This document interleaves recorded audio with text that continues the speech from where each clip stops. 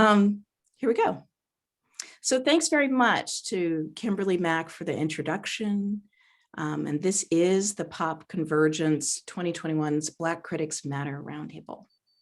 Thanks also to our fearless organizers for this year's gathering, the great Oliver Wang, the equally great Jason King, the entire conference committee for their tireless work in bringing us all together in this online universe. So I'm Daphne Brooks. It's my absolute honor to be in the round with 4 thinkers, writers, 4 public voices who've shaped and galvanized critical discussions of popular music culture and many other forms of culture for cumulatively what amounts to almost half a century, maybe even more at this point, right? Many of us who've been consistently attending the Pop Conference, which began in Seattle about 2 decades ago, have been thinking for some time about the absolutely crucial role that critics of color, that women critics, that LGBTQ critics can and have played in shifting and opening up and challenging the kinds of conversations, the value systems, tastemaking, and gatekeeping that have long dominated mainstream popular music criticism. In many ways, this conference has coincided with important changes across the 21st century, in particular with regards to, who writes about popular music and who gets written about as mattering the most in relation to popular music culture. But of course, we know we're a long ways from the promised land, whatever that looks like. If 2020 has reminded us of anything, it's that the struggle for African-American autonomy and the American body politic is an absolutely multifaceted one, tied to necessary and interlocking social, political, as well as cultural revolutions in valuing Black life. And cultural critics, we know, play a pivotal role in identifying and narrating the dimensions of that value. But in the history of popular music culture, as I asked the conference organizers when we were putting this session together, in the history of popular music culture, across the 20th and 21st centuries in particular, how often have we extensively imagined Black folks as critics, as knowledge producers in relation to their own expressive cultures? Elizabeth Mendez-Berry and Hui Yang remind us that such questions, quote unquote, matter because culture is a battleground where some narratives win, and conversation about our collective imagination has the same blind spots as our political discourse, quote unquote. And to that, the venerable Black feminist cultural critic, Margot Jefferson, adds that, quote unquote, the role of the critic of color is to unveil and unearth the structures that lie behind and underneath and propel these narratives, which always star the same figures, end quote. So we know that Black critics have been setting the record straight and engaging Black citizenry in the making of its own story across the centuries. And one could even argue that in print culture, the first Black published poet, Phyllis Wheatley, was reading her 18th century readers as a critic, according to my brilliant graduate student, David DeLeon puts in his dissertation that he is filing this week. Frederick Douglass had sharp, in-your-face things to say about Blackface minstrelsy. And in the postbellum era, a whole crop of talking heads journalists, Sylvester Russell, Lester Walton, the remarkable Pauline Hopkins, were using their platforms in the Black press to narrate their likes and dislikes about Black sound and performance. Long Harlem Renaissance gave us figures like Nora Holt and Langston and Zora, and Baraka and Phil Garland wed Black nationalist desire with robust experimental music criticism in the Black arts era. So of course, there are centuries of a long tradition of Black folks doing the work of leading an intellectual revolution in writing and thinking about the importance of Black sound, but also more broadly asserting the role of being the informed and opinionated and passionate listener of any sound and inviting audiences into meaningful conversations with them through their work. How lucky am I then to be able to think alongside 4 extraordinary figures who've been doing this work in ways that perpetually remind us of the crucial role that Black critics play. So in alphabetical order, we have the legendary Talani Davis, whose most recent publication, Nothing But the Music, amount to, as she puts it, quote unquote, documentaries from nightclubs, dance halls, and a tailor shop in Dakar. These are poems that bear witness, as we see it, to the ways that avant-garde jazz icon Cecil Taylor is able to, quote unquote, walk those bottom notes, stomps on those bottoms. How Mingus, quote unquote, leaves us grappling the thick rhythms of how we insist on life, quote unquote. How riveting a scene it was when, as she puts it, the punks jumped on the stage while the crowd thought death in 2-minute intervals. Wesley Morris, whose deft and dazzling intimacy and incisiveness as a writer led us last summer in his New York Times Critics Notebook article, The Videos That Rocked America, the Song That Knows Our Rage. He led us into the kitchen with him while he listens to Sister Patty. She's, quote unquote, preaching about something that at my sink, at a crossroads, along with millions of other Black people, sounded like a much bigger love.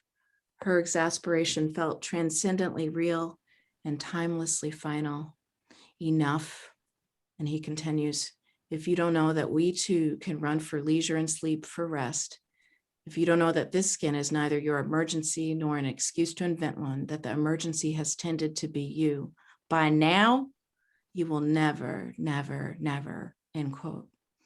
The bold and brilliant Danyel Smith, she who asks us to consider in her article for the online outlet Zora last summer, do you have a way of even beginning to tell the story of those women, the ones who, quote unquote, have been overworked, underpaid, and underappreciated for too long?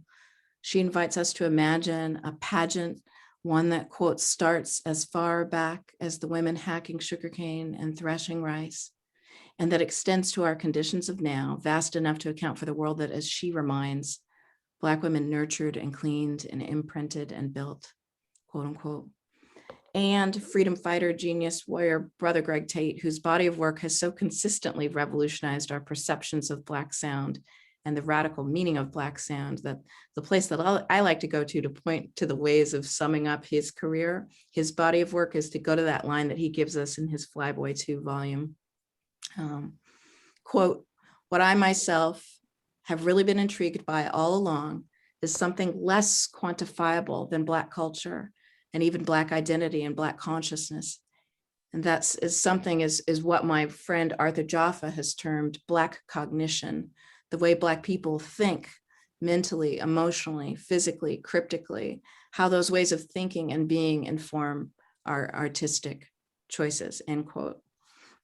So how wonderful it is to be with you all today. I could have pulled from the many, many, pages and pages in each of your archives. And so it was painful to have to choose, but it's a gateway into this conversation, I hope. And so I'm so pleased to be here with you today. And I wanted to open up the conversation by giving everybody a chance to share your path into becoming a critic.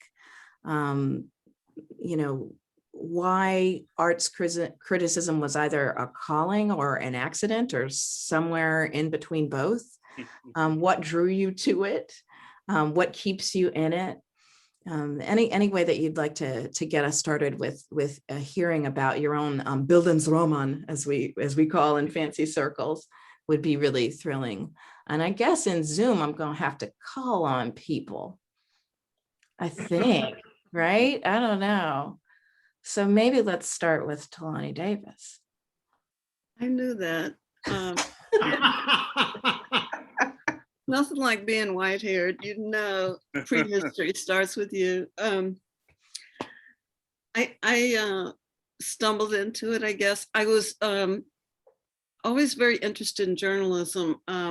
This really got me at age 12 or 13 because someone burned down the Black junior high school in my hometown. I went to school in Washington, D.C., and I lived with my sister and her husband, Chuck Stone, who was the editor of the Washington Afro at the time. So every Tuesday night or Wednesday night, after clearing the dining room table, he laid out the paper. and he taught me how to lay out the front page of a newspaper. And he was on the TV whenever John Kennedy had a press conference.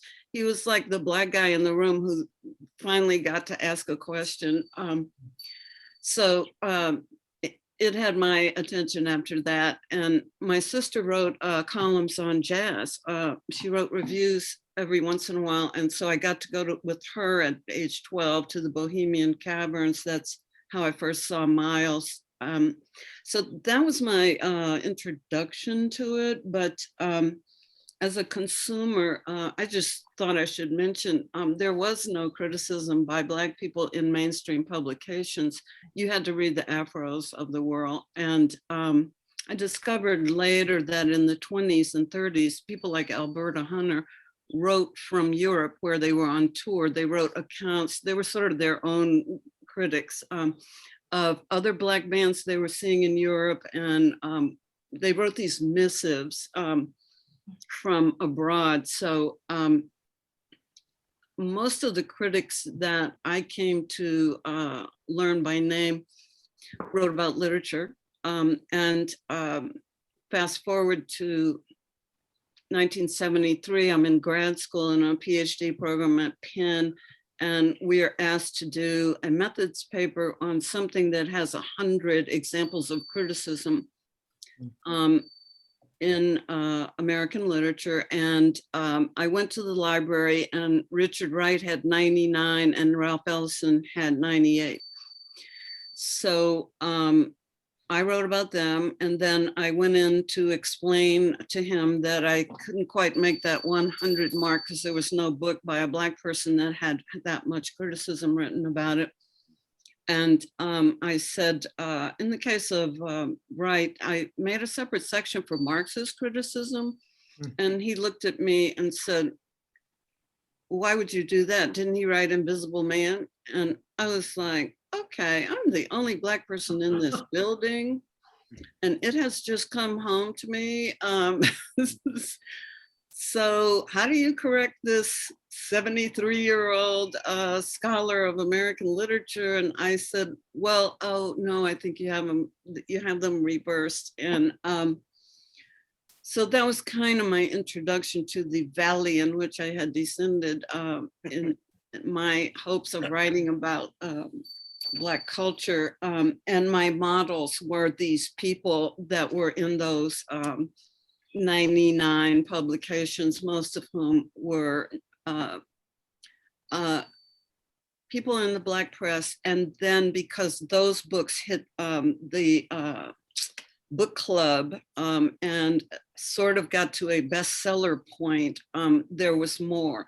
But for anything else that Black people were doing, it was minuscule. So I didn't develop a sense of mission about it for another couple of years after leaving grad school. But that was kind of the world that I was still in when I started writing criticism. Thank you, Talani. I'm hearing a little bit of feedback. Oh, I'm just was going to say, I'm hearing a little bit of feedback, and I know we've been reminded to mute. I kind of like to be able to hear us responding to each other, which makes me sad. But if you've got any background noise that's funky, go ahead and mute for now. Thank you, and I shouldn't mute since I'm speaking. I'm going to go right now. I'm going to go in the sequence that we went in earlier when I was introducing you all, but we'll mix it up and as we roll along and the conversation unfolds. So Greg Tate, can you tell us a little bit about your path forward? Path in glorious bastardness. I discovered that such a thing as music critics existed because I was doing research for a comic book I wanted to write back in the early 70s. And so I went to the library and got all the books about music that I could find. One of which was Miri Baraka's Black Music. And after that, I exchanged comic book superheroes for great Black music superheroes because the way Baraka wrote about Sun Ra and Archie Shepp and Sonny Rollins and John Coltrane and Cecil Taylor elevated them to the level of superheroes to me. And as my friend Flip Barnes pointed out, he said, when you read Barack on those artists, you knew what they sounded like before you even heard them.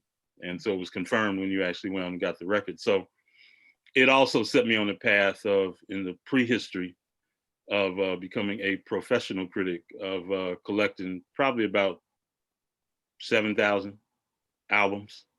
It was just, and it was, yeah, I was a bin stalker at the local record store. But the thing that it brought me into was, in terms of the DC community, was the fact that everybody Black was a music critic.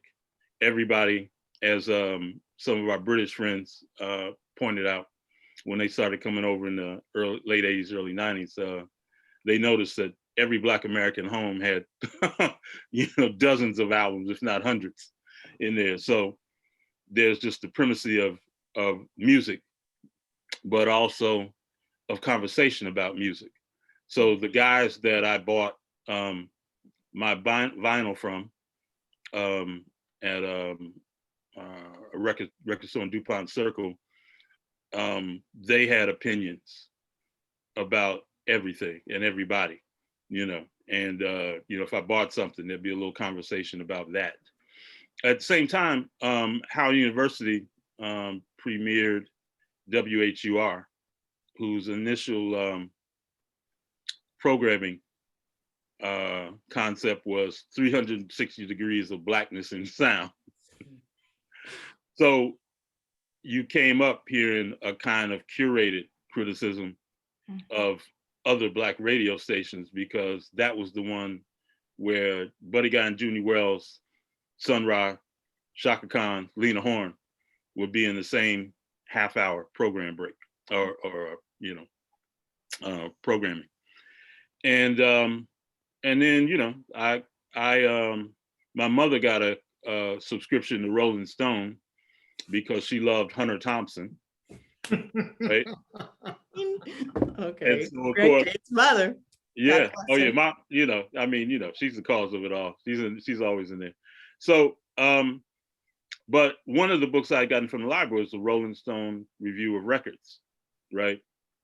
And the thing that was noteworthy about Rolling Stone in the beginning was that their coverage was democratized in terms of Black music, music by white folks. So everything that I was already privy to was being also reviewed by the things I was discovering in terms of rock, or the White Rock Coalition, as I call it now. And so I went to a school, Coolidge High, and Black music criticism was going on there every day, because everybody in the, every brother in the high school, every other brother I'd say was in a band. And so there were always arguments in the hallways about who was the better guitar player, Jimi Hendrix, Jimmy Page, or Carlos Santana, who was the better bass player, Larry Graham or Stanley Clarke, or Chris Squire of Yes, and then some of the older cats were, they were going to see spectacle performances of Kiss and David Bowie, and they come back and tell us about those, So I realized that my grounding, or my preparation for the work I was doing, was just collectively being managed and sorted, as the Brits say, in that community in DC at the time. And then go to Howard and decide, like, well, I'm gonna major in film and minor in journalism, and start writing. I do the first pieces I do for the Howard University Hilltop are an interview with Dexter Gordon, and then there's one with Betty Carter, and then some friends there, we decided we're going to put out our own publication. And so, we call it Ushabop. And like probably my first review in the style that I came to be known for at The Voice was in Ushabop. It was actually a review of David Murray and Ntozake Shange and Charles Bobo Shaw and Fred Hopkins at a club in DC, you know, and you know, they all just blew me away, you know, with their gangsterness and glamour, you know, and I tried to translate that to the page. So how I got to The Voice was Thulani, who I'd met in DC through our mutual friend on Popcorn,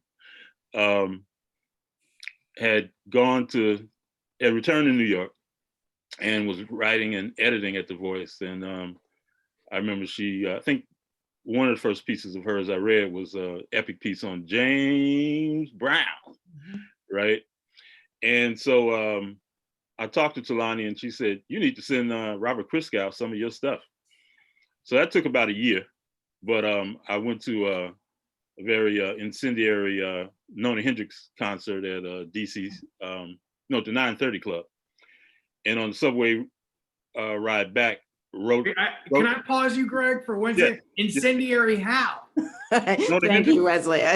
Nona Hendrix? Yeah. Oh man, it was the band she was doing. If you know a song of hers called "Bustin' Out." Oh, I know. Yeah, what she did with Bill Laswell. She was doing that live with my friend, the great. I'm sorry. Yeah, She was incendiary walking on the stage. Right. I mean, Down. I just wanted to make sure there wasn't an incident that happened at the Nona Hendrix concert. Oh no. I mean, you know, I'm being metaphorical about. But Okay. I'd been a Nona fan since LaBelle, since Yes. Nightmare, right? You know what I mean? So, and then of course I remember, you know, her solo debut where she's got the dagger in her hand and the tight jumpsuit, you know. So, Greg, let's come back to that. These kind of scenes exactly. that stand out for us. I just you know, but anyway, you know, it's yeah. So anyway, on the subway ride back home, wrote this review and then just typed it up, put it in an envelope, sent it to Christgau, decided that was the one. He said, well, I can't use this, but the more writing I get like this in the paper, the more I like it. So, you know, fast forward,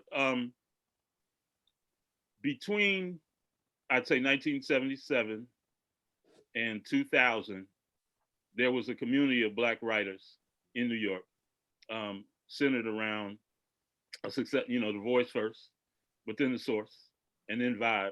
So all of us come into the game thinking of Black criticism as something we do as a gang, right?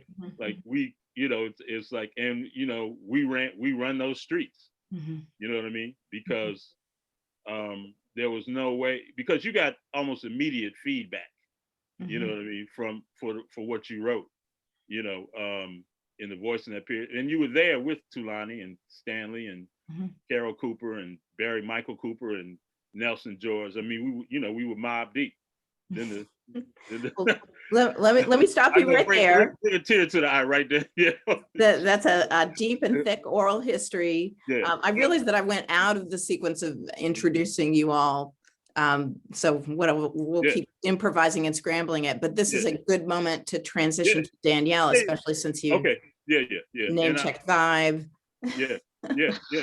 But you know, I mean, Vibe made us truly a profession. Because Vibe had loot. All right, Danyel Smith. Yeah. What do you have to say about that? And can you tell us a little bit about your own path into this extraordinary career?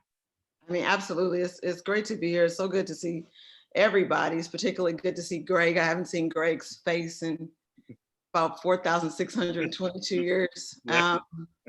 Greg and I worked together many times. And before I say anything about myself, I should say that Greg gave me some of the best advice in my life. And my husband actually gets tired. He says, if you say that thing that Greg told you one more time. I want to hear it. Greg said to me, I invited him out to lunch, which you know is a struggle. So I invited him out to lunch. He met me for sushi in the East Village. And I was ostensibly there to talk about, I just wanted him to write more for Vibe. I think I was the new music editor at the time. But what I really wanted to ask him was just how he did what he did, because I had been reading him in The Voice. And, you know, he was just bored with that question, as I'm sure he's bored with this part of the story. But he said, because I said, I just don't understand how you're just like tying stuff together. Like you're tying stuff together from like a long time ago to like recently ago to like right now and into the future. And I'm just not doing that. And I just don't understand how I'm not doing that. And you know how to do that. And could you just explain to me how you're doing that? He said, baby girl, you just got to get old. I said, what? He said, you're going to be fine. He said, just keep listening to music and get old and you will be fine. And it has stayed with me. And the thing is, I do believe it has proved itself out. Yeah. So all that being said, I'm just a nice girl from East Oakland, California. I've never not loved music. My first show, I was 8 years old at the Circle Star Theater. Circle Star. Let's go. The revolving stage at the Circle Star Theater. Seeing the Jackson 5, where the opening act was the 7-year-old Janet Jackson. So I started young. My mother knew that that was going to be a great birthday present for me, and it was. I just never not liked music. My first album was ABC, so I never not liked music. Elementary school brings you all those little, you could probably write, or you should try or write the story. Junior high school brings me, you know, more shows, whether it was, I don't know. My mother took me to see Joel Grey and Liza Minnelli at the Greek Theater. That kind of thing was going on. I was going to see Barry Manilow, who I've written about ad nauseum as an adult. But I was also very into, of course, Rapper's Delight, Chic, and all of those things that we were into. You know, it's very strange being a writer who also wants to be an editor. And the reason I wanted to be an editor is because I just didn't like pitching. That's what it came down to. I didn't like pitching Black stories to white people and them telling me no. So I felt like the only way around that was to become an editor. So I became the features editor of the John Burroughs Junior High School Far and Near. I got to my high school, I became, I think I was the photo editor. So I was writing, but I was always editing, which I just viewed as helping people with their papers. I used to charge people to type their papers, and I got a good reputation at Cal. You did that too? Come on now, come on. This was in the typewriter days, and I got a good reputation for, if Danyel types your papers, you'll get an A because she fixes it as she goes along. Where were you when I needed you at Berkeley, Danyel? Oh, right. So I was like, okay, so maybe there's a living in this. And then, you know, rap, it just changed everything. I mean, it just changed everything. In Oakland, when I was in my early 20s, there was no better place to be. I mean, we had Too Short before he was signed to Jive. We had In Vogue, we had MC Hammer, we had Digital Underground, we had Tupac Shakur. Most of these people I still know. It was, you know, Oakland is a very Black town, or what it was a very Black town. All that music just inspired me to write. Also, this was a time when Bob Maynard was editor of the Oakland Tribune and became owner of the Oakland Tribune. And though I never wrote for the Tribune, even to this day, just his energy that he was the editor of the Trib, it spoke to me wanting to be an editor also. And then, you know, I started writing for the local papers, mostly the alternative news weeklies. I have to credit Ann Powers here, that basically walked me into my job as being music editor of the San Francisco Weekly. She basically said, I'm going on sabbatical. You should sit in for me while I'm gone. So I went in there, I interviewed, I got the job. Ann called me from Japan and said, I'm never coming back. So figure that shit out, basically. Shout out to Ann Powers. It was all so simple then. Yes, I mean, Ann's just been good to me my entire career, honestly. I admire her so greatly. She and Eric Ashley, I've known them since I was a kid, practically, like literally since I was like 19 or 20 years old. And then, you know, you move to New York, you become R&B editor at Billboard, which was tough, you know, coming after Nelson and et cetera. You meet your heroes like Greg, you start writing for the New York Times. And when I say you, I do mean me. The Times was great for me because John Perellis was very serious about, and Fletcher Roberts, also who's at the Times at that time, they were very serious about me writing about white things. You had to pick a concert out of a hat. I remember I picked Neil Diamond's name out of a hat, and I was like, I'm not, you sending me to, even now, I was like, you sending me to the Garden to review Neil Diamond? John said, if that's not the type of thing that you think that you can do here, then you probably shouldn't be writing for the Times. So it's not like I didn't, that's the thing about Black people writing about white music. There's this weird assumption that we don't know it. We know it better than anybody. It's not like I didn't know Neil Diamond's music. So I went right up in there. I was like one of 6 people at the Garden who didn't work at the Garden. And, you know, I wrote a nice review. I gave him a good review. Shout out to September Morn. You know what I mean? I did that. I became music editor at Vibe. I mean, as you get old, these stories get longer. So became music editor at Vibe, changed my life. After writing for Rolling Stone and all those kinds of places, going on the road with Cypress Hill, doing all kind of really fun and amazing things, feeling like, you know, you had to defend rap at all times in all ways in any given situation. We felt like we were never not fighting for rap not to be called a fad or not real art or all of these things that we were being told as it was moving up the charts. Me being at Billboard, I saw it in real time. I was at Billboard before Vibe and then went back as editor of Billboard later in my career. So you always felt like you were fighting for something, which fueled me. And, you know, then I tried to escape after many years, go to ESPN, write some books, but you know, it calls you back.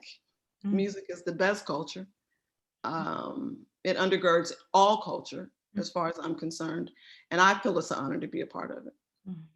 Thank you, Danyel. There are a lot of different paths to go down and come back to, especially with regards to pitching and writing about white things, et cetera, et cetera. So I'm trying to keep track of all that. But now we turn to, as I said before we were rolling, the baby of the bunch, Wesley Morris.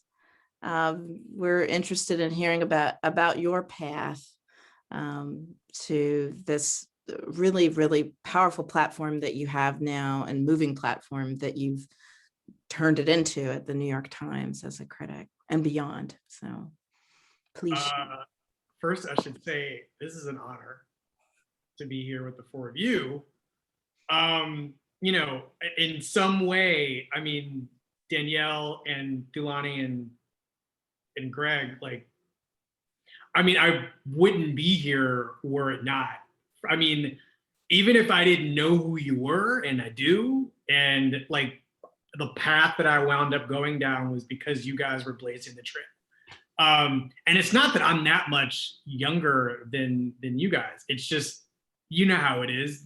It's generations, and generations, there's not a lot to separate them necessarily, but when it comes to Black people being in any kind of professional space, they matter. And the people who open the doors and are determined to keep them open matter a lot. You know, I grew up in Philadelphia, and, you know, in a time when there was no internet or computers in the way that we have them now.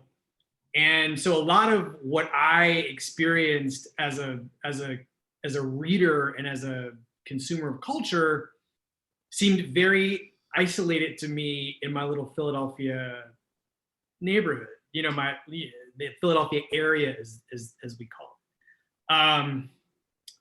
And so, you know, like Greg, my mother was hugely important to, and to you, Danyel, like my mother was incredibly important to me figuring out what I wanted to do. She didn't tell me to do anything, but it was more like exposing me to things. You know, my taste was her taste until it wasn't anymore. And the reason I have taste is because she had taste. And when you realize the thing I wanted to listen to and like everything my mother liked until I realized I didn't like all of it. And that was when the criticism kind of began.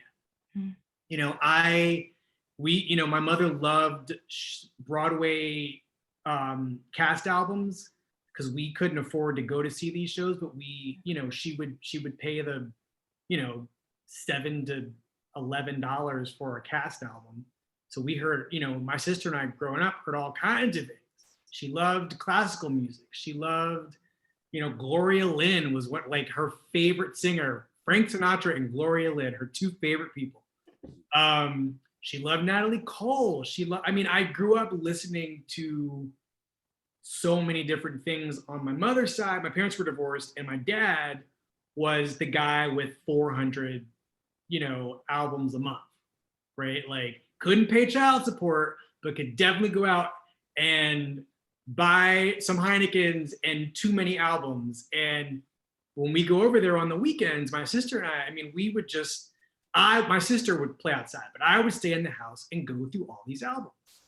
And so many things I remember hearing for the first time in this room in my dad's house. And, just figuring out what sounds were and what they were in relation to each other. It just, it stuck with you. And I knew I didn't want to make music. I knew I was more, and also the thing for my mother that I also got was this appreciation of movies. And, but I thought I wanted to make movies. I knew I didn't want to make music. I knew I didn't think I could make music. Movies just seemed a lot more possible. But then somebody told me about writing criticism. I confused an assignment one day. We were supposed to, I didn't confuse it. We were supposed to watch a movie and read a book and then review or do a book report based on one thing or the other. It was the same. It was this movie called April Morning or April Morn. There was a Hallmark Hall of Fame movie of it. And I basically reviewed the movie and the book, basically saying the book kind of worked, the movie's terrible. That was not the assignment, but the teacher was like, you didn't do what I told you to do, but I'm reading this and I'm saying, this is like a profession. People do this for a living. It's called criticism. And I was like, you can get paid for reading this thing and then saying I didn't like it? He goes, yeah, that's a thing. And that was it. I started reviewing, at the Philadelphia Daily News, which was trying to get younger people. It was not for, I didn't have a real job doing it. It was like some kids section when newspapers were trying to, get younger people to read the paper by having kids write for the paper, which I thought was a great idea. They got a bunch of really great young kids, a lot of whom were Black, to just write about the city and write about, I was the culture guy. I did the same thing in college. I went to Yale, wrote for the Daily News. Long story, wound up in San Francisco as the critic for the Examiner, and then one of many critics at the Chronicle. And then, yeah, I was there. It was, my career, my early career is bizarre. Like, nothing that happened to me, I thought was going to happen to me until I was sometime around now, or 10 years ago. But I was 22 when I got that job in San Francisco. And then you came to Boston, right? And then did you make the move to Boston after that? I went from San Francisco to Boston, basically. Mm-hmm. And then I was in Boston for 13 years. And then that was great. And then I went to Grantland after that, which is the site that ESPN owned. That was the best job I've ever had. And I'm happy now at the Times that I will not complain about my situation. But there was something about working with a bunch of people who didn't know if the thing was going to last, and was surprised to discover that people liked it. And it shouldn't have worked, right? Like this bunch of people who make no sense together, but under these circumstances, everybody there makes sense. And that's it. That's how I wound up sitting with you guys today. I love these stories of collaboration, of mentorship, of grassroots, informal modes of criticism, both in the home and amongst friends. As Greg has reminded us, I love, finding an emergent critical voice in response to an instructor in the case of Talani, who is off in terms of the readings of Black cultural production. I think these are all paths to finding that voice. I mean, when I was in junior high, and I was still watching the Muppets. I don't want to, but on PBS, Siskel and Ebert would come on right after. And that was kind of a gateway drug for me. And I had a blue notebook that I would take to the Old Mill 6 in Mountain View and piss my friends off because I wouldn't talk about Raiders of the Lost Ark or an obscure Gary Coleman film called On the Right Track until I went home and wrote the review. Anyways, on the right track. you're right. But then it became about, punk and new wave and hip hop by the time I got to Berkeley, which coincided with, being hailed by Black feminist literary criticism as well. So these stories are important just in terms of how, we come into consciousness as culture, as conversant with culture and figuring out what matters to us. I mean, this has been important to me in like reading the archives of Lorraine Hansberry, who was just a culture fiend and felt it was so important for Black folks to have a say in what mattered to them. She would have loved that Neil Diamond piece. I know, Danyel, for sure. But I can tell that this could be like Blackapalooza. We could be doing this all day, which I dream of. I think maybe I'll do some lightning rounds and then get to some meatier stuff as well. So, I'd asked you all to think about or to maybe be willing to share critics you admired, some of whom you all have name checked. And what did you love about their work? What did you learn from it? So maybe if we can get just some brief meditations on that, I would love it. And anybody who wants to speak up, please do so.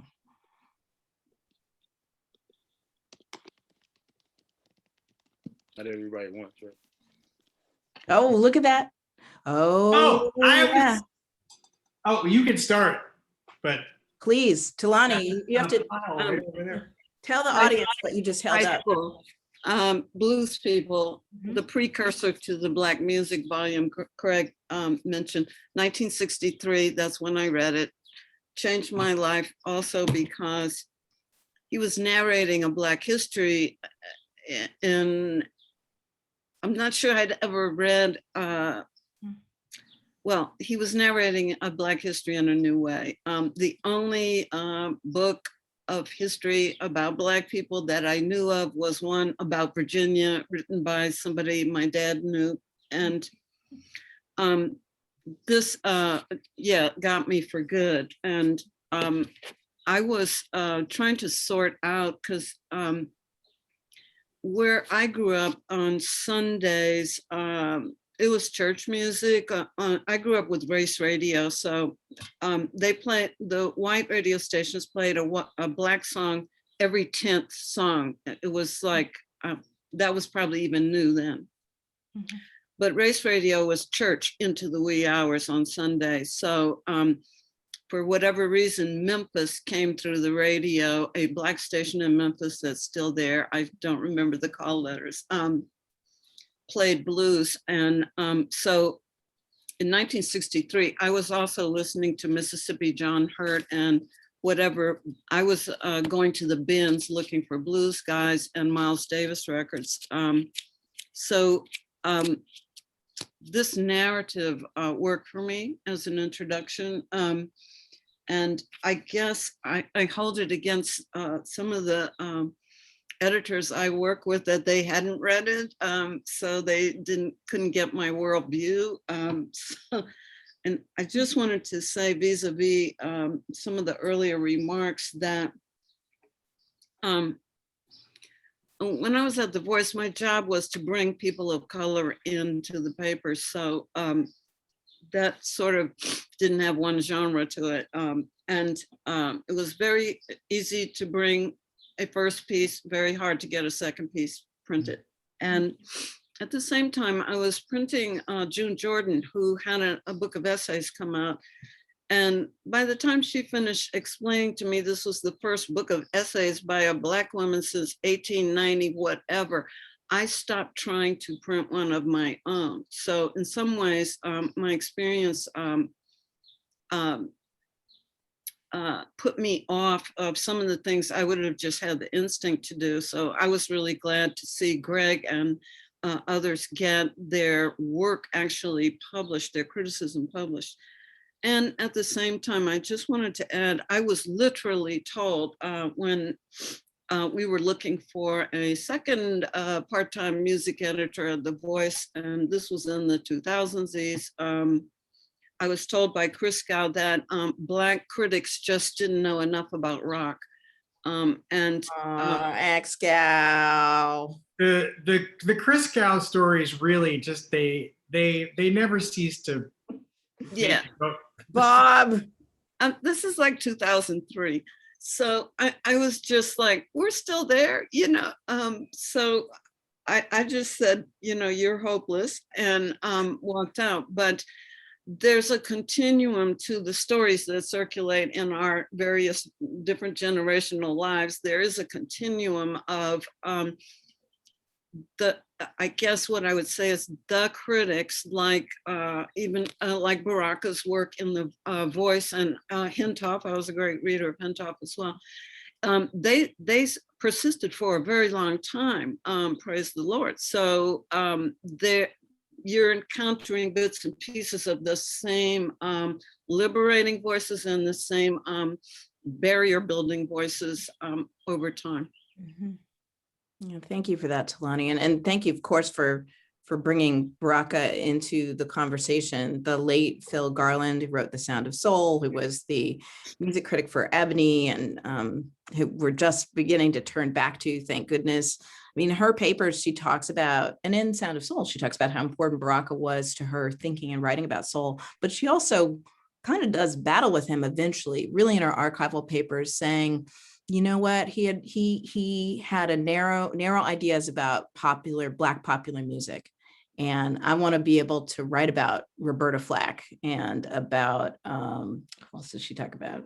I keep wanting to go to Tavares, but that's just because of what Wesley is wearing. But at any rate, you know, I mean, just kind of opening up the complexities of these figures who have make such an important impact on the field, and yet perhaps, you know, are narrow the path in some ways of what we can imagine writing about.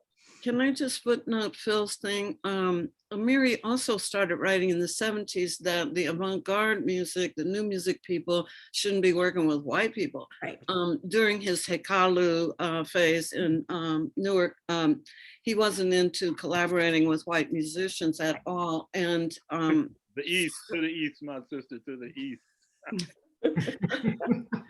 Okay, I spent a lot of my youth there. So, and as someone who played an Ornette Coleman record in the house of my father, who almost lost his mind, I was like, wow, these generational barriers or mindsets do come back. They flux, but they come back. And sometimes with Baraka, it was politics, not music. So sometimes you're hearing the political Baraka, sometimes it's the Baraka who loved Black music. Mm-hmm, mm-hmm. Anyone else want to jump in with? Oh yeah. I mean, the thing about Baraka was that I don't know. I may have known that he was a poet and a fiction writer and an essayist and an activist before I read Black music, but the way he was able to bring his poetics into writing about music and left these indelible lines, Dark Lady of the Sonnets about Billie Holiday, nothing was more perfect than she was or more willing to fail. You know, his liner notes for Coltrane Live at Birdland. The remarkable thing about America is how much beauty is produced despite how vile the place is, you know. In The Changing Same, you know, he says, the screams of James Brown are more radical than those of Ornette Coleman. You know, I mean, these things, like, you know, they formed my own critical perspective, you know, my own critical understanding of the way in which the opportunity to talk about the music is, of course, the opportunity to bring our whole lives, who we are, Yeah. You know, and I think it's the most distinguishing thing in terms of Black critics, you know, relative to some of our colleagues, is that they know the vinyl.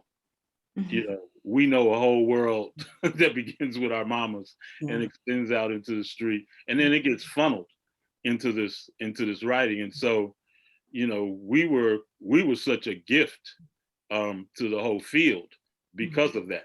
You know, and it's also the reason that, you know, most of us, you know, who were writing in the 80s and 90s, you know, were multidisciplinary artists. Like we never thought that criticism was kind of like the be all and the kind of end all, you know, of what we had to offer expressively, you know what I mean? And but in the criticism, that as with Baraka, there was all this musicality, you know, there was all this radicality, there was all this politics, right? And because you kind of had the near instant gratification of response from the community, like you knew what you were writing was having impact. I mean, with the Voice, you know, if it came out on Wednesday, like you knew by Saturday what people were thinking of it. You know what I mean? And then, you know, the Voice had a pretty tempestuous letter section, you know, at the time too. So, you know, like, you know, I got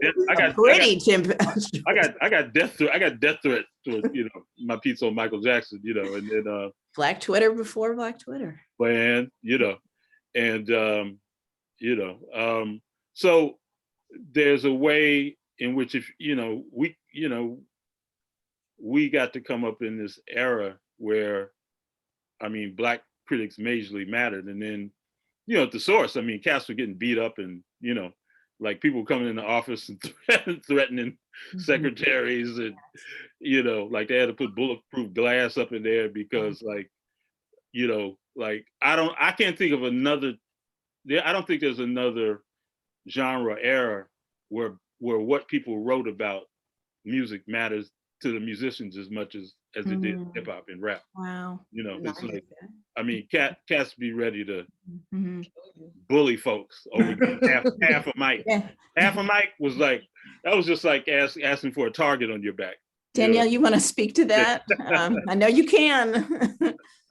Only that Greg is speaking truth there. And, you know, this blood was spilled. There's no doubt about that.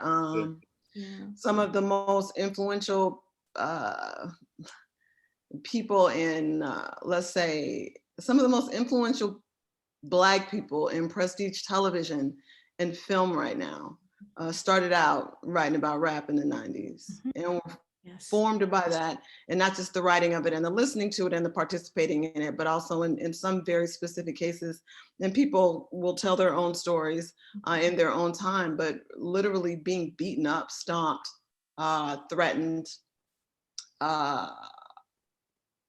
guns waved at them and things of that nature, that we were definitely dealing with at Vibe. And I know people at the Source and XXL who were dealing with the very same types of things. So as for myself, man, I probably started out reading the liner notes of albums. And I was very interested in counting up how many ladies were involved in the parentheses, as I used to say. In the parentheses, were there any ladies' names? And then sometimes there would only be a first initial. And I would be hoping that maybe that L stood for a Linda instead of a Lenny. But I was fascinated by that. I was very fascinated. I think in the state of California, it's the law that you have to read everything that Joan Didion has ever written. So, you know, she's an imperfect person, obviously, but I'm not going to act like I haven't aspired to her on any given day. Just the way she looks at the world, the way she looks at this state, the way she looks at culture, it's never not impressing me. There needs to be some more Blackness up in there, obviously, but you know, you could take that up with damn near anybody. I loved Rolling Stone, but I'm a big fan, again, of editors. So Cynthia Horner is an unsung hero in our business. She's the longtime editor of the teen magazine Right On, with an exclamation point. And I used to see Cynthia Horner's face at the front of Right On, to which I had a subscription, and Pen Pals, that I got from You it. did pen pals? Come on now. And I lived in California, and I remember the people writing me asking me, did I know Eric Estrada? And I was like, of course, definitely. Absolutely know Eric Estrada. Like, so, you know, Cynthia, and Cynthia and I finally got a chance to talk about this a couple of years ago, but because, you know, Cynthia is she's a lovely lady, and there's no one more modest. She's criminally modest.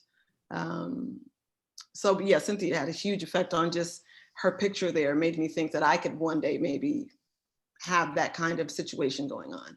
And she was interviewing the Jacksons like every other month. So who didn't want that life? And then later on, it was very about radio personalities. Also, Gina Arnold, who wrote a great column in the East Bay Express called Fools Rush In during the Nirvana era that I was wildly impressed by, just her ability to be so conversational about the music that mattered to. I wasn't a huge Nirvana fan, but she was. And she let it be known, and she didn't care if people were like, you're such a homer or you're such a whatever. She was like, the name of my column is Fools Rush In, like deal with it. So, and then the other people I think that affected me were probably just, there weren't a lot of Black critics. Yeah. So I was really paying attention to like how B.B. Moore Campbell was like describing things, rereading. I've read, who hasn't, but I've read Their Eyes Were Watching God so many thousands of times, because she's writing it from that perspective of really trying to make you see what's going on. And that's always a goal of mine. And not for nothing, Terry McMillan, man, she really, at that time for pop culture, she brought Blackness to life. And I was wildly impressed by that. So that's pretty much me. Yeah. How about you, Wesley? I read everything. And, you know, I didn't know what anybody looked like. I didn't know who anybody was. I just, you know, I had I had two treasured subscriptions, Rolling Stone and Premiere Magazine. Those were the two things that I loved to get in the mail from like the age of 10, when my mom, you know, broke down and paid that $19.95 or whatever Rolling Stone subscription was in 1986. And I just poured over every single page. The advertisements, I'd read the masthead. But I can remember, you know, I just read all the reviews in Rolling Stone, but I never really had a sense of who was doing what, right?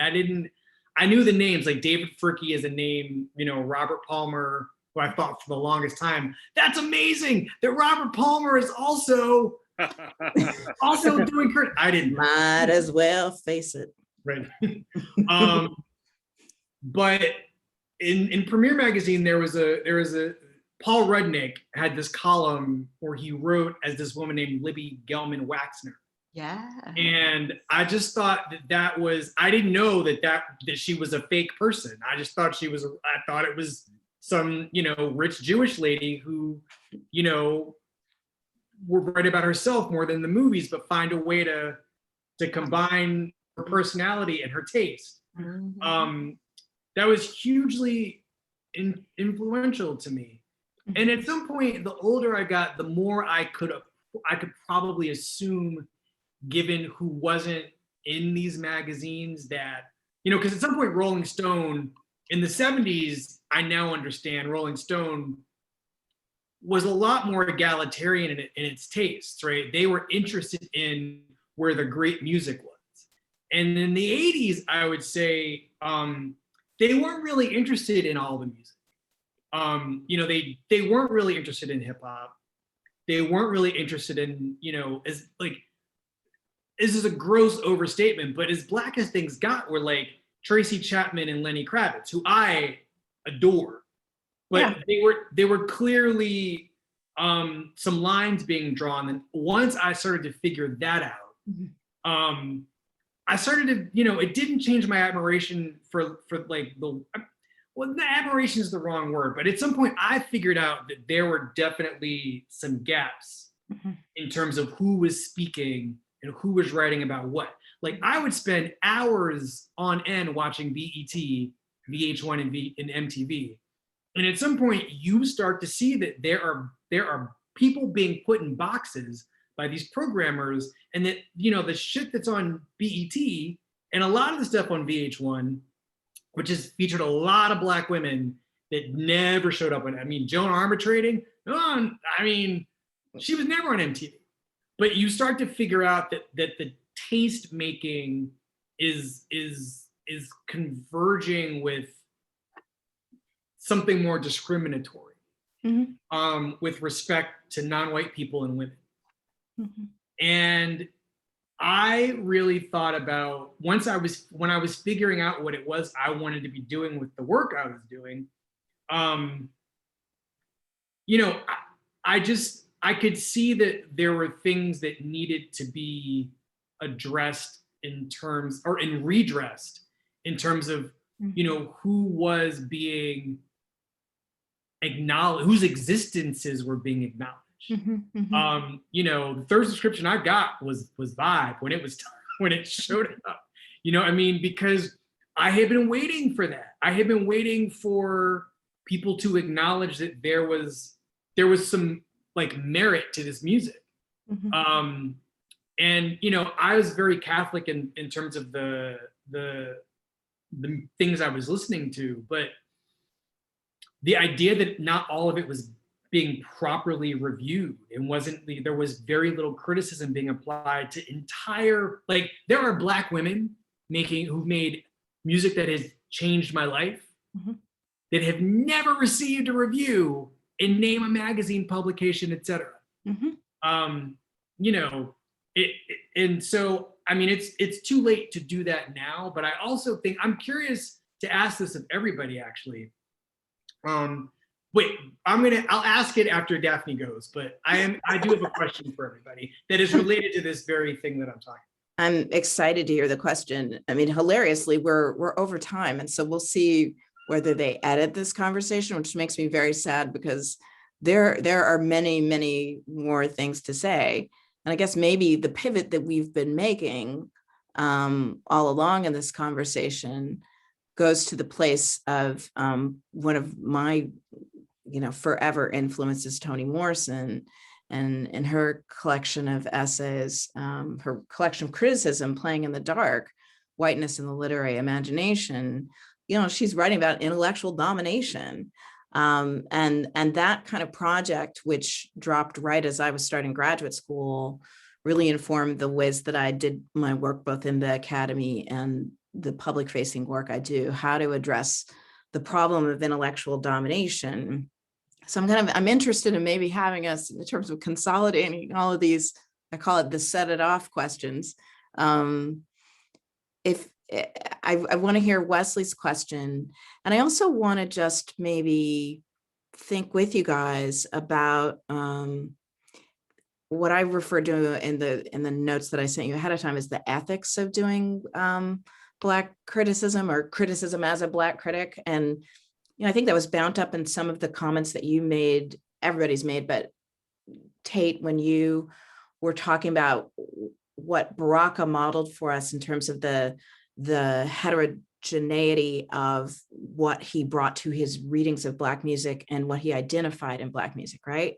And I'm not going to turn this into a grievance moment, but I think it's a pedagogical moment. In the penultimate review to my book in the New York Times, there's a moment where this critic says, I think, I'm going to paraphrase, she can get into culture wars because is it really, does everyone need to be a student of Black studies to write about this music?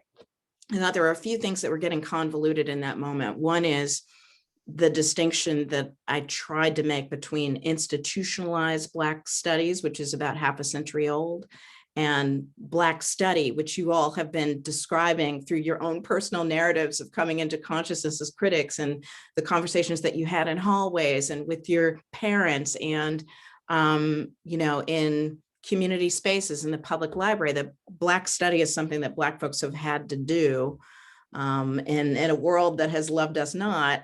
We've had to read all the structures of power constantly, consistently, which makes it possible to go in and write a review of a Neil Diamond concert and everything else, right?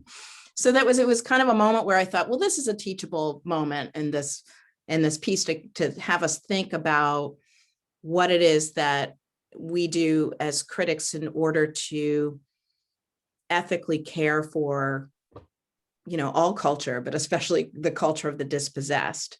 So I'm saying a lot right here, even though we're over time, but I'm interested in how you all think about the ethics of your work.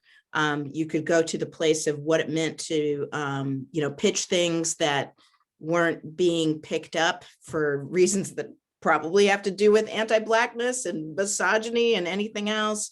Anywhere you want to go at this point, but this is the part of the conversation that is specifically about power. And Wesley, please ask your question too. I'm gonna let y'all take it away here. Well, it's not unrelated to what you were asking, Daphne. I mean, I'm just curious. I have noticed in the last 10 years, say, but it's probably even older than that, that there is a real reluctance to seriously engage with the work, and with the craft of the work, and what music is doing, what it sounds like. You know, pop music, right? Like hip hop, R&B, the ways it's changing. I feel like jazz is still being treated seriously as an art form worthy of rigorous criticism.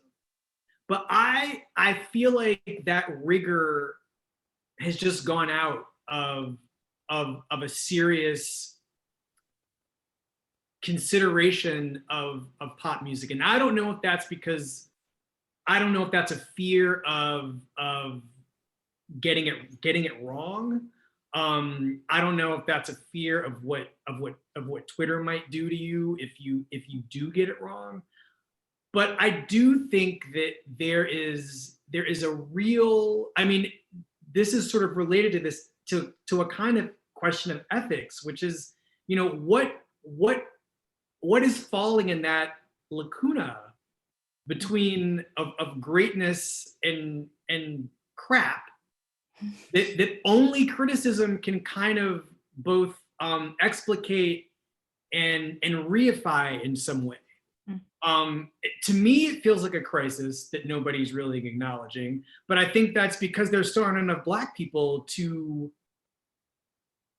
pick that work up and do something with it. Man, I wish we had started here. I mean, yes. I wish we had. Okay. What? Danielle. I don't want to interrupt Greg either, but No, it's not a criticism, Daphne. No. I mean, we're all about criticism, but no, I feel you. Danielle, and then Greg.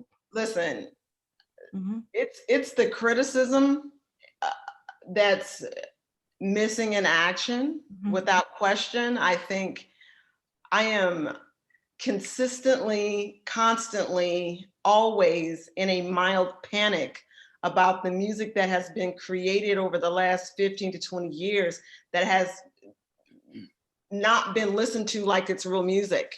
I am consistently concerned about artists like Cardi B and Drake, who are literally the biggest stars in the entire world. More streaming, more sales, more world tours, more impact on culture, everything that is required of them to be a huge star, and their music is not talked about with a lot of seriousness. Comparing it to what happened in the past, comparing it to what could happen in the future, the context of when an album came out to when it didn't, whatever the case. But the criticism isn't even, it's only a piece of it. Again, as an editor, I say, what about just the stories and the profiles that are not being written? The columns. When I think about Tate's column that used to be in Vibe, there's no place really where that's going. There are very few places where that is going on right now. She says more calmly and intellectually. So I'm always in a mild state of panic about it. It has to do, I think, with there being a generation of Black writers who have not really ever worked with Black editors. And I think, flawed as we were at Vibe, XXL, The Source, Essence, I don't care if you were at, oh my God, there were hip hop magazines all over, 4080, everything, One Nut Network, Rap Sheet, There was a great Black women's magazine, lasted for like 4 issues, called Suede. There's all these places, right? But those people, those professionals, there has not been a meeting of, I'm a Black editor that knows a lot and I'm a Black writer that wants to know more, where those meetings to me are, I don't know where they're happening. I'm sure on small levels, but in general, I don't think so. Well, I mean, I'll first say, and this is in response to Wesley, internet killed the Black music journalist star, or the Black music star publication. But I mean, and this is why, the reason why I wish we had started with this area is because, look, the whole world, that was a different world we existed in, just in terms of the power that labels had, right? Like if you wanted your music, you had to get it in a CD form from a major label. So the work we did as independent and as blackety black as we were in the writing, but it was very much tied to the commercial life of those publications, like i.e. the ads the Voice got, you know, or Vibe got, or Source got from labels, you know what I mean? So on a just a base level, what we were doing was like glorified consumer guide, consumer reporting, you know, I mean, you know, and Kurzweil kind of identified, you know, or what he did was through his own column, you know, he kind of wedded this notion of doing serious criticism with the fact that you were tied to the commercial interests of the labels. Like, you know, that's why the Voice, you know, those voices mattered. But, you know, what also happened around 2000 and in the arts was that the published pool of writers on hip hop morphed from Black to white, you know, like the predominant writers, you know, and then in the online publications, like those became the voices. Why? Because let me pause you there, okay? Yeah. Because that's a real answer. It's can I don't, what is everyone's schedule like? Could you hang for 15 minutes more? I'm good. Is that okay with everybody? Okay, right. Because we'll see if we can, I'll see if I can find somebody to edit this down, because this is important. So yes, please go ahead. Yeah, and I mean, you know, what also happened too is like most of our colleagues by that time had just moved out of doing music journalism at all. I mean, people grew up, they had marriages, they had kids needed, you know, to be fed and properly clothed and sent to the right school. So a lot of people became editors. A lot of people started to move into academia. You know, people started to get their advanced degrees. You know, I mean, you know, Barry Cooper wrote, I think 3 Hollywood movies in a row. You know what I mean? So, and hip hop at that point, I mean, had began to, it had, you know, really like probably about the mid 90s, and then certainly by the time Eminem came along, like, oh, I mean, it blew up in the suburbs in a major way. You know, it's funny, you know, Talani talks about Kurzweil saying, you know, Black editors didn't know enough about rock. Rock was is in major decline and displacement by hip hop among its core audience. And so all of those things, you know, are going on to kind of shift the critical ground. And then, but the thing was that that notion of Black writing being essential to one's understanding of the culture, where the culture was no longer the culture as we known it in 70s, 80s, and 90s. Okay, you know? Brother, but I mean, let's be real, right? We know historically that jazz and blues criticism has been the domain of white men. Yeah, and well, so, and certainly, I mean, you know, that's the radical transformation that hip hop criticism offered. It was the first time in the history of the music that Black writers were writing about it authoritatively as it was being created. Yep. You know, we weren't following like the great, you know, like the equivalents, you know, of the Nat Hentoffs and you know, Leonard Feathers and so Right, forth. You right, had Hitler. But lot there is a conversation to be had about what it meant for Black folks to, what it meant for those Black musical forms to be intellectually dominated by white people, across time. Well, yeah, I mean, but Right. but the thing was, they had the platforms to try Yes. to define it, Yeah. But I was all going to say, Baraka is important because of an essay in Black music called "Jazz and the White Critic." Mhm. So I Yes. came in understanding that Yeah. we were at war with the white boys Yeah.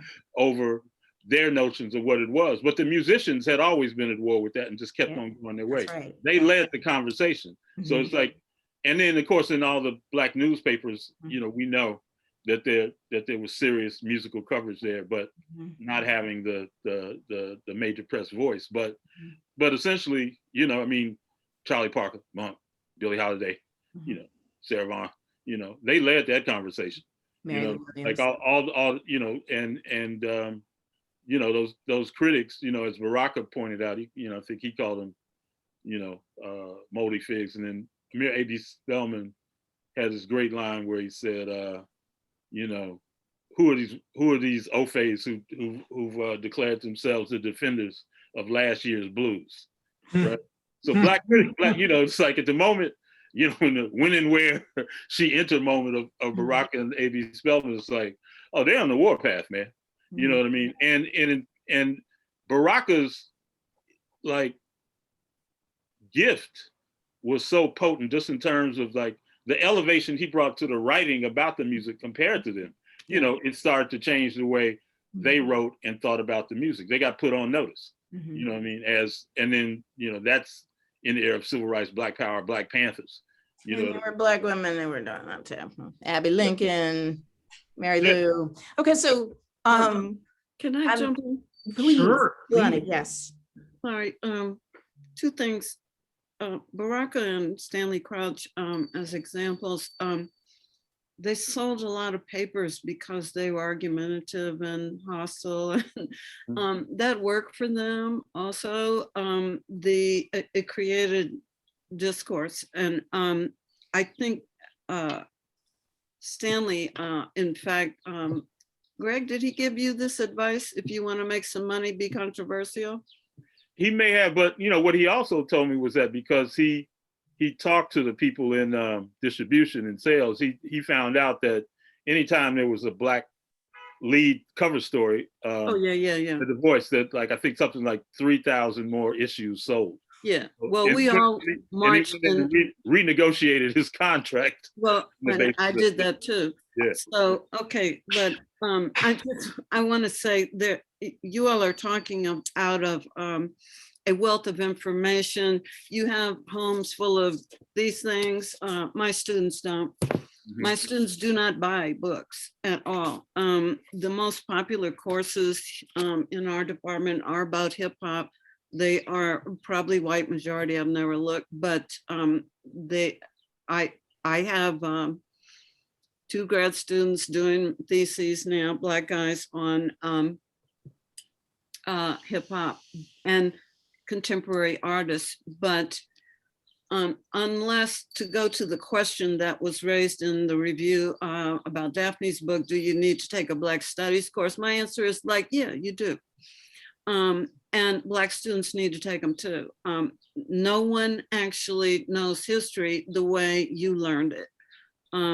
Going to Howard, I'm sorry. Young people know the last 25 years.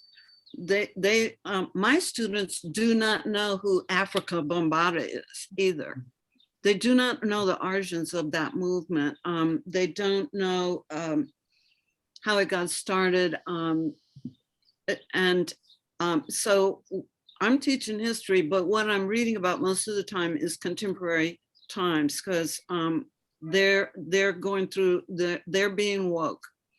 But this is the moment to teach that they're in a continuum, because I don't know that they're aware of that. The one thing about the 60s and the 70s was everybody got some education about what happened before them and what the continuum was like. And you had, you could be in a restaurant eating barbecue, with James Bevel, who had just left Selma. It was sort of in the water. And so even if you weren't in college, you were inhaling a lot of sense of the continuum. What is the same? What's different? Why are we different? Are we really woke? How much are we willing to put on the line, et cetera, et cetera. That is this is a particularly really good time to ask, what is it that the critic needs to know? Because any critic of anything needs to know something more than the last 25 years of their lives. They need to know like everything you all been talking about. And I think also there's this idea that everybody has a platform, everybody can be a platform. And so you've been coming through a very centralized system where a few outliers could build a big audience. And I think in terms of thinking about, okay, how can an outlier build an audience? I do think people have to think about working together. It's not just, because one of the things about the culture right now, it's like one star at a time. And I do think that the collective conversation would be useful.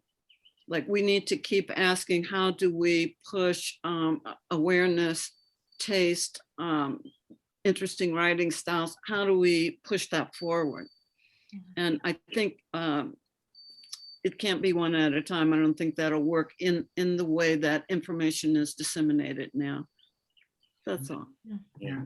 Danyel and Wesley, you all want to come in at any angle with regards to power, the white critic, history, what we write about when we write about Black music?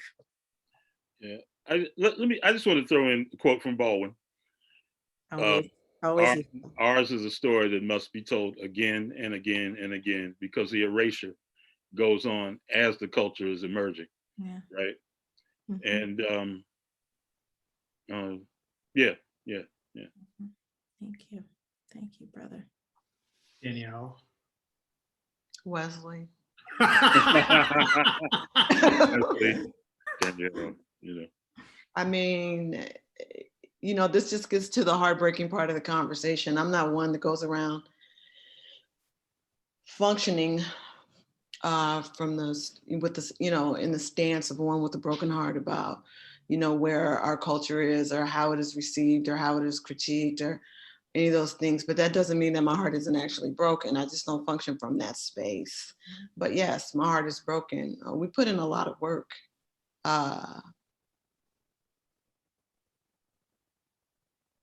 To celebrate and interrogate the culture during the 90s and the 2000s, put in a lot of work. People made a lot of sacrifices. As Greg was saying, a lot of people have moved on.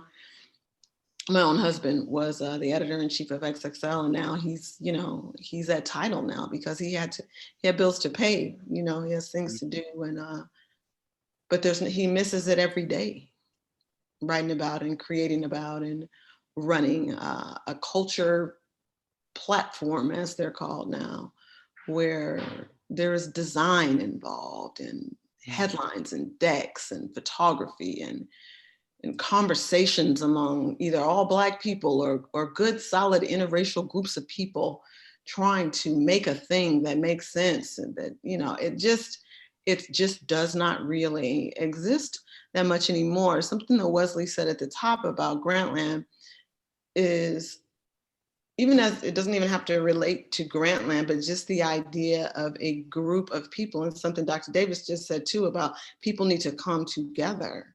Like, there is so much power in that. There is so much power in fighting back at advertisers who don't want to invest in or regularly buy ads in Black media, fighting back at Rolling Stone on any given week that it wants to jump into Black culture to get the money that it needs for the quarter, because it's been putting out whack-ass covers of white artists that don't even really chart. Okay, how about, you know, the power that comes with realizing that BET's 106 in Park was beating Carson Daly at MTV for 1, 2, maybe 3 years straight. But who wants to really write about AJ and Free? Why weren't they having these tastemaker stories and all the cool New York books when they were basically running pop culture? So when I say my heart is broken, I don't mean that I'm not still here to fight and to write and to edit and create and do the things that, you know, that we do. But again, I'm just going to say that doesn't mean that my heart is broken.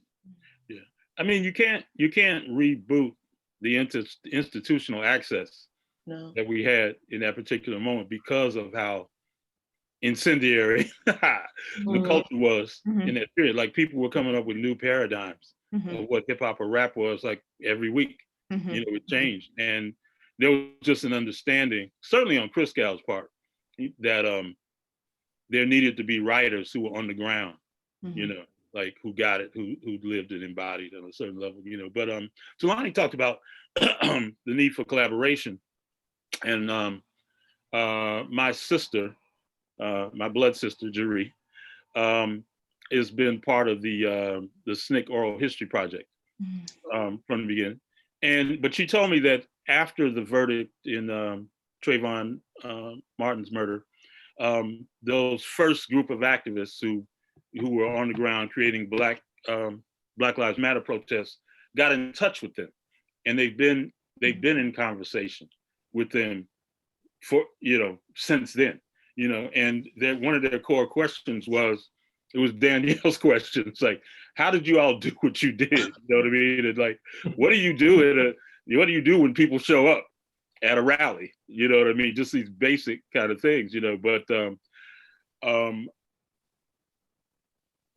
because I've, you know, it was about 5 years I was at Brown teaching a class on Black futurism, invited by Corey Walker, who was the dean, who said, I used to read you in college, so now I want you to come teach in my program, right? So, you know, Daniel, if you want to talk about like our impact, you know, it's measured in that way. You know, it's in these. I was reading you guys too. What are you talking about? Yeah. No, I'm just saying, I got a job at Brown with no degree because a cat was reading me in the voice. That's all I'm saying, love. You know what I mean? But you know, you know, you find you know, one of the things I found was that, and you know, since then was that you know, Brown, Princeton, Williams, NYU, you know. So the thing is, like, the students that get into those schools have been reading serious stuff since they were 14, been like kind of like forced to write, you know, at the top of whatever their key was about those things. But I realize that I'm giving them what nobody would ever give them, and they'd get a degree. You get a degree in Africana Studies now and never read Baraka, never read Blues people. You know what I mean? In certain programs, you know what I mean? So even though, you know, I thought I was going to be talking more about Sun Ra Octavia Butler and Samuel Delaney, like, you know, go back. Yeah, it was like, oh no, you guys have to read Blues people before we get to the spaceships and the mutants. You know what I mean? But you'd find that there was, among the Black students in those schools, there were those who had a grandpa or uncle or somebody that made them read Malcolm X at 11 and give them a book report. And then there were those who discovered they were Black after Trayvon Martin. You know what I mean? Like, right. I literally heard kids say, I decided to stop passing after the Trayvon Martin verdict. That's at one end. And then the others, the kids that immediately went to Ferguson, came back and were reporting on the kind of conversations they were having. So, you know, I mean, all that to say is just like, the ground has shifted. You know what I mean? It's just like you literally have to be Wesley Morris at the New York Times to have the kind of impact that the Voice, Vibe, and Source had in our culture, and, you know, and in the rest of the world. Right. You know, because just because of all the ways, you know, we've already talked about, you know, how the ground shifted under writing about Black culture and where it was placed, and then people just feeling like, you know, like, why we're like, well, we got white people who can write about this, you know, we don't need Black people to write about Okay, I want to come back to that before we wrap up, but I'm going to hand the floor over to Wesley because I know that there is any range of, do you not really, I mean, no, I'm now I'm now listening. I had a real question, and I'm with Perfect more question. people who have an answer and can actually. I just noticed a thing had happened, and things are different. The moment I knew it was really bad was when To Pimp a Butterfly came out, and I got a story about that. nobody wanted to take it. Nobody wanted to take this major work of art and wrestle with it, like for better and for worse. Like, what is this thing? What is it doing? How is it doing it? Check it out. Rolling Stone got in touch with me for the first time in 20 years because of To Pimp a Butterfly. Because the editor literally said, I don't think any of our white writers can write about this, right? Because that album is doing all kinds of throwback things, like aesthetically and politically, that white writers never had to contend with in their time writing about hip hop, right? Yeah. I mean, if here's the thing, if we're I don't even know if I'm on mute or not. No, we hear you. If we're getting into the calls that come in, asking for things like, hey, Danyel, I know we haven't spoken in 15 years, but do you know any Black writers that can report about DMX's death? Because I know you'll understand this because you're an editor, but so many young writers and just a lot of Black writers too, and this is coming from a white male, just want to riff, and they don't want to do any reporting. So, my first response in my head is, because I'm me, is delete. But my actual response is, so now I'm going to do the work of going through my Rolodex. And so I'm just supposed to give you all the amazing Black writers that I know, but then I'm not going to not do it because they all are good and they work. And I'm just like, what are y'all doing? Mm-hmm. Like, seriously, what are you all doing? And just the way I'm approached even about jobs, but that's like a whole other thing. It's just like,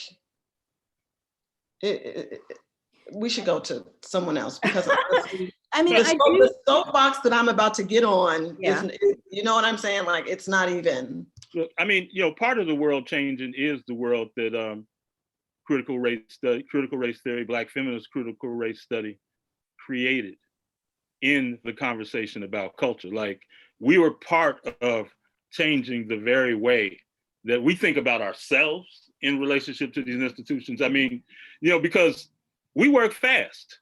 You know what I mean? It was like those first couple of academic generations of folks that got into the Ivies, they changed, they started to change the nature of the conversation. It began to change the general conversation, change the conversation among the artists around the value of what they were doing. And I mean, it's like, again, like Daphne, it's like we haven't even tracked the kind of cultural self-making, cultural transformation of the landscape that got affected by all this writing, by these gangs of folks being at these institutions at that particular time. Like, the conversation about hip hop that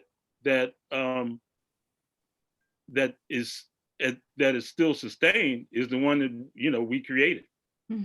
Like in the 80s and 90s. It's like, and extended, of course, to like what was happening in Black academia, what was happening in Black film. The conversation. I mean, like, now it's nothing for us to think about, because we work fast. The idea that guys worth $1 billion in NBA are the first persons in the culture we see putting on a Black Lives Matter T-shirt. Right. You know what I mean? Like, that all begins, with this critical voice that emerged collectively. I mean, this is, you're talking about like collaborative, collectives inside and outside of the academy doing a kind of, rigorous reporting that's grassroots and that comes from, you know, our own cultural sensibilities, and within the Academy, having a line of discussions that were asking completely different questions of, you know, the West, you know, that's what Black Studies is, than everybody else, right? Right. So it means that, you know, at the point in which we're writing about popular music, for instance, we're asking questions that start with, what are the conditions that created this music in the first place? We need to start at that level. You know, we need to start at 1619 before we can actually, you know, get to the place of then, you know, being able to dissect and write really beautifully about the terrible,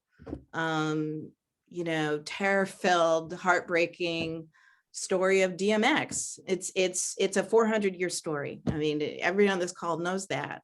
And I guess that was one of the things that was frustrating about the comment that was made about, you know, my work, in the sense that it was a real myopia and narrowness around thinking about intellectual domination. You know, the fact that, you know, it was framed as a culture wars. I'm using that, you know, a culture wars argument, right? To say that it was important to know something about Black history and Black people and the terror that we've, you know, lived through and been able to move through and still survive. It should just, it seems to, this gets to the question of ethics again, and, you know, how we handle the situation of Black music and the phenomenon of Black music, and also how white critics write themselves out of the ways that they handle Black music, which I was trying to reinscribe into the ways that we think about history of blues criticism and jazz criticism. Don't nobody want to do that. There's somebody in my book who I have email exchanges with who's furious with me, and I did get permission from him to use the email exchanges. And it's not the mentor, it's the other person who's not a mentor, because he just didn't want to be visible in the narrative of writing about lost blues women, as if he didn't understand how his whiteness and his masculinity informed that narrative. Oh, I forgot we were recording, damn it. No, I mean, now Talani and I talked last week, and she dropped a couple of gems on me that I've been using since. One is, which is that he said white wokeness is always awkward. It's initially awkward, right? You know. And, okay. Clumsy. Right. Clumsy. Right. Mm-hmm. You know, and so anybody who's been involved in these DEI, diversity, inclusion, whatever, I forgot what the E is now, but equity conversations, you know, it's like you're encountering, you know, what the other thing Thulani said is George Floyd is mighty. Mm-hmm. You know what I mean? Like the impact, the seismic impact of you know, his lynching on just on whiteness, right? The recognition within the reckoning within whiteness that your whiteness is a problem. It's like the reckoning that Berliners were forced to come to in 1946. It finally happened in America, where you're realizing that your own whiteness, you know, that you've never had to account for, or even like see rendered visible in the world, is now on the chopping block. You know what I mean? It's now on stage. You know, for you, it got mirrored. You know, basically. Okay. And so, you know, you find yourselves in these conversations now with people who consider themselves to be allies, progressive, like anti-racist, and they're having to think about themselves as being implicated in the kind of structural slave regime that still runs the world, and it produces, you know, I found, like, you know, kind of first fragility, and then a martyr complex, and then a savior complex, and then disinterest and rage, or rage and disinterest. But people want, it's like what your friend wanted in terms of being like their whiteness being written out of their writing about the thing. it's part of that George Floyd effect, Yeah. you know, and that's Oh. where we are. Mhm. I want to chime in. I'll give the last word. I've been Bob. teaching Audre Lorde this week, and my favorite quote from Zami was something about white people sometimes conquer race by ignoring it. And so these situations cause people to not be able to ignore, then the clumsy stuff starts. But I guess my concern, because I'm a teacher, is how can I prep people better for this? So Black students and white the students of any persuasion. So here's my story. Just when COVID started, I was teaching a class called Innovators in Black African American Literature. We were reading Mumbo Jumbo by Ishmael Reed. And this is just before we know COVID is COVID and before George Floyd. And the birds are chirping. Okay, so They're getting lit. I come into class one morning and this Black student looks up in a seminar and says to me, "What is just grew?" And I'm like, "Oh my God." So they'd read the whole book and didn't get it. Well, maybe it was halfway through it. We weren't done with it yet. Yeah. And You gotta pause on just grew. Right. That's how I studied that. it's also one of those days when I'm being observed by one of my colleagues, and I said, "Anybody got a theory about the just group?" Now I've already said that I think he's looking back at the 60s in writing in the 70s, but that didn't ring any bells. And I said, okay, if being woke were contagious, that's what that is, except there's a lot of dancing involved in Ishmael's version. And next thing I know, COVID has a name. I'm teaching from my dining room table and they are out in the street. My film students wrote me notes saying they had never experienced this and they had just seen the Marchers in Selma on film in my film class.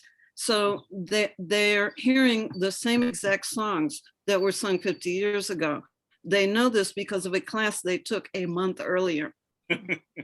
Okay, and then my students who didn't know what Just Grew was saw Just Grew. And George Floyd was killed and Just Grew was contagious all over. And I was like, Black literature doesn't have to, you don't even have to know it might be talking about the past, but it is going to tell you about things you need to know about. And it's going to give you, the student, a way to be articulate about it. When you get your Just Grew, you're going to need to be articulate about why this is like a particular wave of Just Grew and what you want out of it. So to me, it's like there is this thing that happened in the past year that George Floyd is mighty. He reached so many people, and he's also suddenly employing a lot of people in art forms that he probably didn't really care if, like, oh, can you have 5 Black artist panels on opera, people who make opera?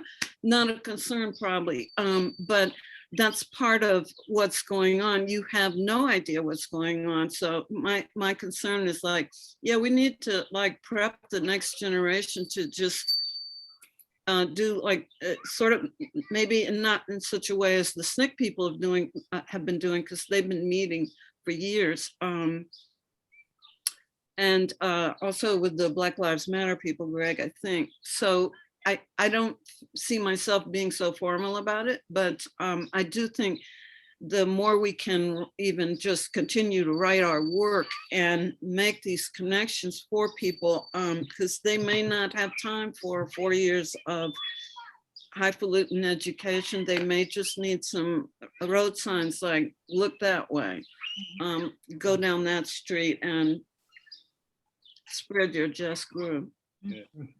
But yeah, I guess good to go back. We're gonna wrap up in just a second, Greg. You wanna? No, I was just gonna tell Wesley, it's like, yeah, I mean, the writing you're looking for exists at the Pop Conference and has for the last 10 years. It's like the people who would have been music journalists, like they're getting PhDs, they're writing dissertations on in that in-depth, close reading way that you're looking for.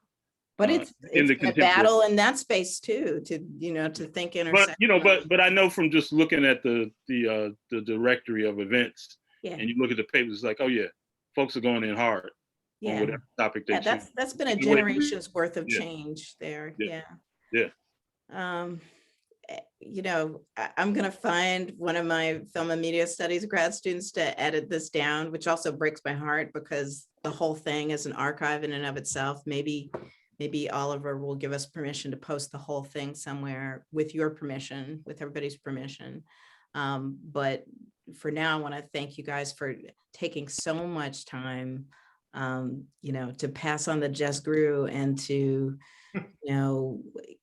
cultivate these commons spaces in which people can actually have these conversations that can galvanize a new generation of thinkers and writers. But this has been extraordinary. I would love to do oral histories with each of you. Maybe that's my next grant proposal.